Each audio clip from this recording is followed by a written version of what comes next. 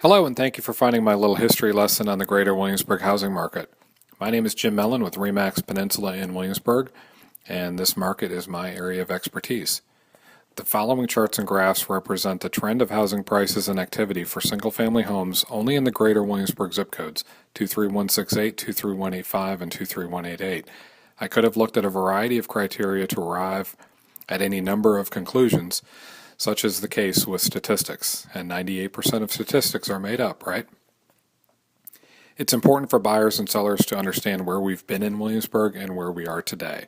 Many of our buyers come here from outside our market, and my job as a realtor is to help sellers prepare and price their homes for the market so they can sell, and to help buyers make their single largest purchase with the confidence they are making the best decision at this point in time and for the foreseeable future. Real estate is and always has been one of the best investments made, but a home should never have been made as a piggy bank or perceived as a short-term quick investment.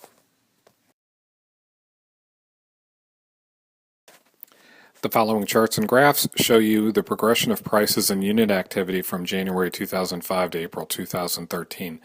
Keep in mind also that some of these peaks and valleys reflect the typical seasonal activity. April through July is the busier season here locally. Overall, I see the market as having been stable. What we saw were fewer sales from January 2008 to December of 2009, and we started to see stabilization in prices into 2010 and slowly have seen units and volume increase. The tax incentives for buyers propped up the market in 2008 and 2009, but once those wound down, the market started healing itself. Overall, I believe we saw a 10 to 15% decrease in prices from the highs to the lows. Some sellers, of course, were deeply underwater and faced with foreclosure, so they sold at below market value in order to sell faster. That caused buyers to think that was the real market value, a perception that's been slow and difficult to change. This chart represents most of the correction period between January 2008 and December of 2010, and a pretty good graphical representation of what happened when the government gave us the tax incentives for first-time buyers in 2009, and when it exited that strategy towards the end of 2009 and the beginning of 2010, and then we brought it back a little bit later in 2010. You'll see that around the July-August period, and that's when it wound down, and you see the prices drop again right after that. But through this entire period, we did have some stable pricing in play. This chart perhaps best represents the trend in prices over the last 2 years. This runs from January 2011 through April 2013. Clearly you see the prices are going up, our lows are going up as well as our highs are going up.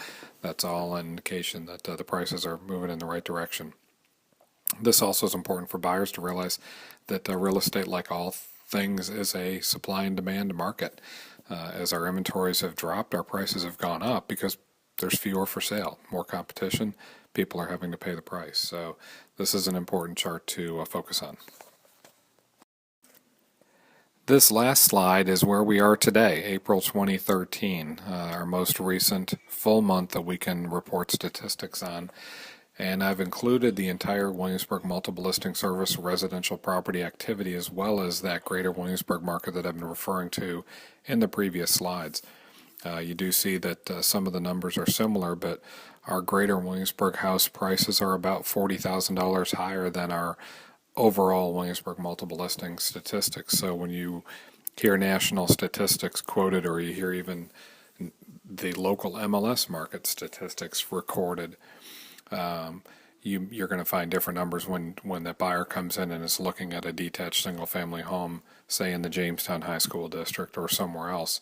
So it's important to be comparing apples to apples when we're looking at the housing market, and I hope this graphical representation I did for you gave you a little bit more insight into what's happening in the local Williamsburg real estate market. Again, I said this is my areas of expertise. I work in this market day in and day out. I don't go out to Virginia Beach. I don't go to Norfolk. I don't go to Richmond, Petersburg, Hopewell, or any of the other areas where agents may be allowed to work. I focus on Williamsburg, and that's where I want to help people buy and sell property.